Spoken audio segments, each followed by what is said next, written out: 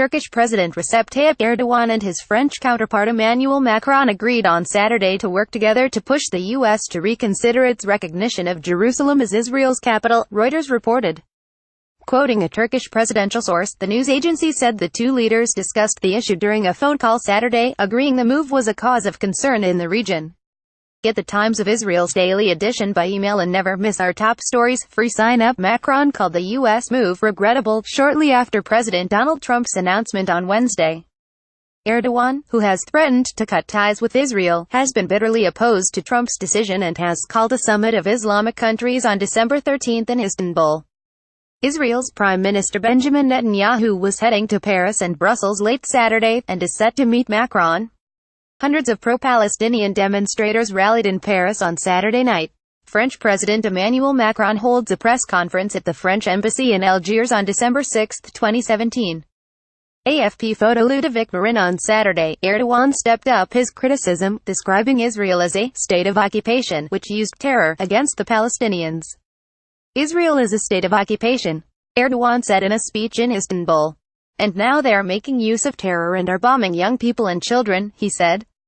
Israeli airstrikes in response to rocket fire from the Gaza Strip killed 2 gunmen from the Hamas terror group before dawn.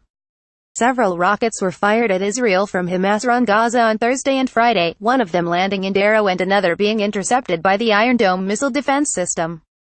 Hamas, which seeks to destroy Israel, has called for a new intifada against Israel to liberate Jerusalem, and urged Palestinians to confront soldiers and settlers.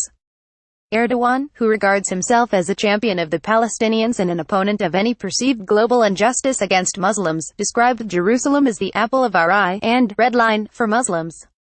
He said that the American decision was null and void for Ankara. Trump seeks to move forwards by saying, "There we go, I did it, it's done, I'm sorry, but being strong does not give you such a right."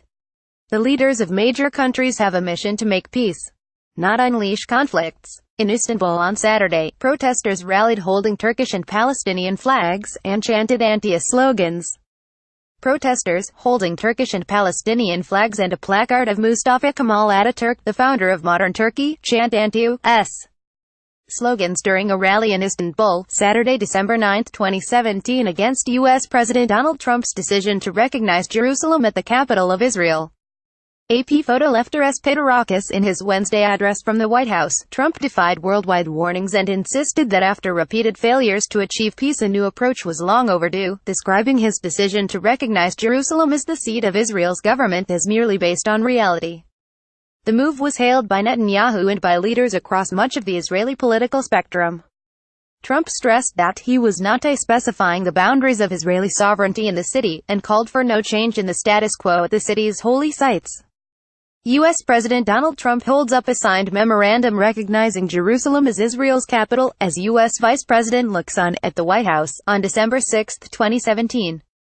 AFP photo. Recep Erdogan on Saturday continued to play a central role in diplomatic efforts in the crisis, telephoning both Macron and Lebanese President Michel Aoun, the presidency said. Last year, Turkey and Israel ended a rift triggered by the 2010 Mavi Marmara flotilla, in which 9 Turkish activists were killed after attacking Israeli commandos who boarded their ship, which was trying to break Israel's naval blockade of Gaza. The two sides have since stepped up cooperation, particularly in energy, but Erdogan has repeatedly been bitterly critical of Israeli policy. Last week he warned that Turkey's reaction could go as far as cutting relations with Israel, but he made no reference to this in his latest speech.